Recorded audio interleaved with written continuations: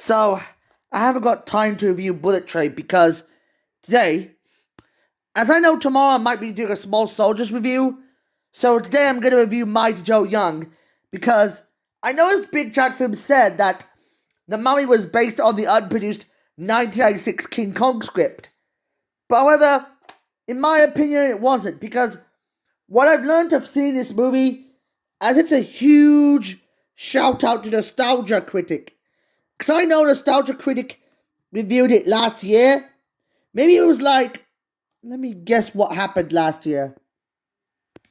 I know I haven't made a review about a gorilla for a while, but I'm guessing it was last December. Last December, around December of last year, Doug Walker made a review of Mighty Joe Young. So I'm guessing this take on the giant gorilla might be interesting of why it would have broken box office records. So it's a huge shout out to Doug Walker himself. But what I've learned is that this movie was based on a script that never came to be, Mum. In the unproduced King Kong 1996 script, under its working title, titled Kong, it was quite very different to what I saw in the 2005 movie. It was originally going to be directed by Peter Jackson and produced by John Landis. In an early prototype, it would take place in the 1990s, and I'm guessing that, Carol Denham, who would be portrayed by Gary Oldman, would have been living in London in the year 1997, where he was a Broadway interrupter who was deciding to make some sort of idea that he's always been a circus interrupter whenever he's a ringmaster of hosting his Broadway circus. For many years he's been doing this to animals, to train them to do what he wants to do. It's sort of like a typical idea of your typical family-friendly animal movie, but on the inside, as he stumbles upon a child by the name of Anne Darrow, voiced by Kate Winslet, so Anne and Denham have to agree to go to Skull Island, India, but with the help of their best friends. Captain Engelhorn, voiced by the rumored Michael J. Fox, who would be younger than what you see him being older. And also Jack Driscoll. As I realized, I'm guessing he would have been voiced by the rumored Elijah Wood. As I'm stating that what it could have looked like in this movie, when they arrived in India, within the jungles of India, where that's where Skull Island is located in, as it wouldn't take place in New Zealand, but instead India. For some reason, they found a map that is related to being the link of some sort of a prophecy of a 25-foot tall gorilla named King Kong, who looks around the jungles of India to prove he has always been tougher than you can imagine. However, throughout their expedition, as they uncovered the ancient hieroglyphics, they realized the Hindu authorities are angry at them. With the help of a tribe full of savage natives, they chase after them in rage. But this all leads up to a stampede, where it gets worse when King Kong swoops in, grabbing Anne, as Denham decides to lead a search party. For them, it was a combination of enemy mine via heel face turns. For some reason, Denham and his sailors, including the Hindu authorities and the natives, they battle, along with Engelhorn and Jack and Cowley Pete, in what I was thinking he would have been voiced by the rumored Robert De Niro, were involved in this journey. In a journey like no other, what it could have looked like, it would have been like similar to The Mummy 1999, only with dinosaurs instead of Egyptian mummies. For some reason,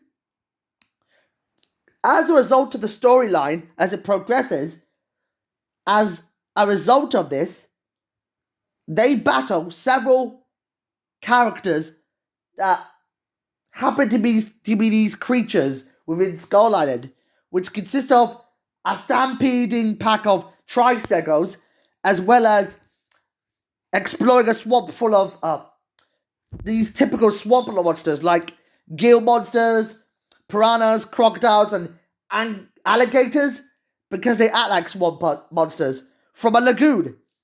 But they always have to battle some pack of ankylosauruses and a paracephalus who's trying to eat them up, and some velociraptors now trying to tickle them.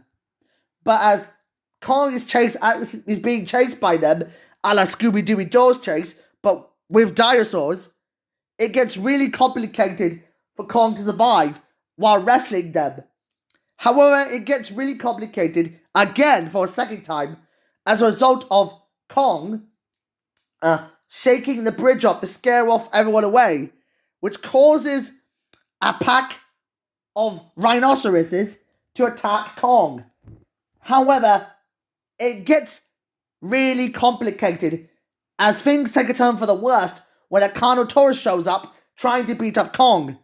But it's probably no good for the Carnotaurus to get killed by Kong himself.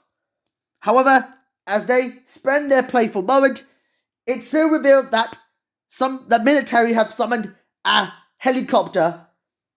You know, the military, they used it to kidnap Kong, and they took him away to Broadway. But this time, it would not take place in New York City, but instead, according to Word of God mentions that there was a King Kong pinball machine. Like, I heard a rumor that it would take place in New York City, but instead Chicago. And it would be quite exciting for Kong to survive, as it backfires when Denham was about to introduce everyone in Chicago, the eighth wonder of the world, it's probably no good as Kong gets targeted by paparazzis, and the flashing within the cameras that he touch on causes Kong to turn feral as he rampages towards the Windy City. However, as Kong finds Anne being reunited, they are both reunited together as Kong grabs Anne down all the way up to the Sears Willis Tower within the process of the climbing climax. However, as the military summons the airplanes, it's revealed that Jack has his own airplane with Engelhorn within his grip. As they fire all the airplanes down, Anne convinces Kong to climb himself back down from the top of the Sears Willis Tower back to safety.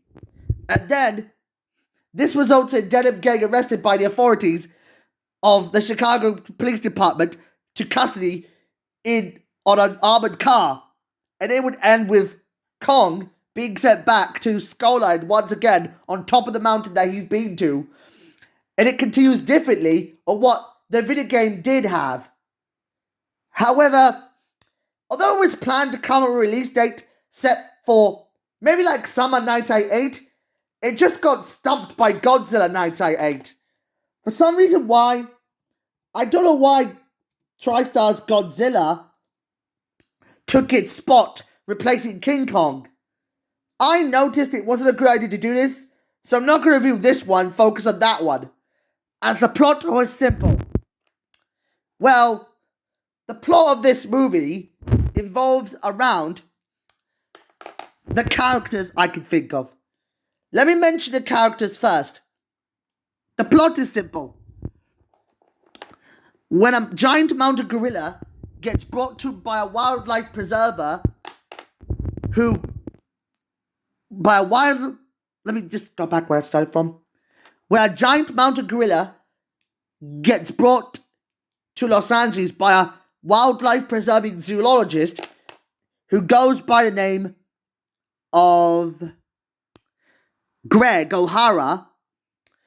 A young woman who goes by the name of Jill Young, voiced by Charlize Theron, even though Greg O'Hara was voiced by Bill Paxton, they realize that they have to protect him from the threat of an evil poacher who goes by the name of Andre Strasser, voiced by Rady Sebenziger. As a result of this, he's a ruthless poacher who wants revenge on Joe for almost losing his right hand. For some reason, as a result of this, he starts his rampage in Los Angeles in his attempt to kill Joe. But the only way they can do that is that when he sets fire to a theme park, it gets really complicated. That the so-called 15 feet, 2,000 pounded Joe, who gets angry at Strasser, decides to kill him off for real by throwing him towards of an electric current that causes him to be zapped within the process. Even though the other gorillas wouldn't accept Joe because they're living in relative peace, thanks to Greg's wildlife refugee directing skills, they took him back to Uganda, and thus the rest was history.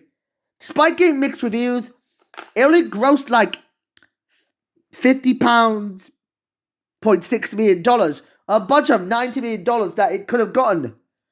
However, despite being released on December 25th, 1998, it was beaten by the success of The Prince of Egypt.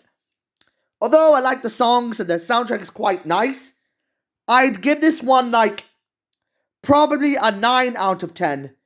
Because it was based on the 1996 King Kong script, but with no dinosaurs involved. It's quite of a decent but so close successor to how King Kong 1933 came to be, than what made King Kong 1976 and King Kong Lives so special to the chimpanzee kind of apes, what you see in animal movies. With that out of the way, I ran out of ideas to do, but all I can say is I can say goodbye to you all now. So, bye-bye.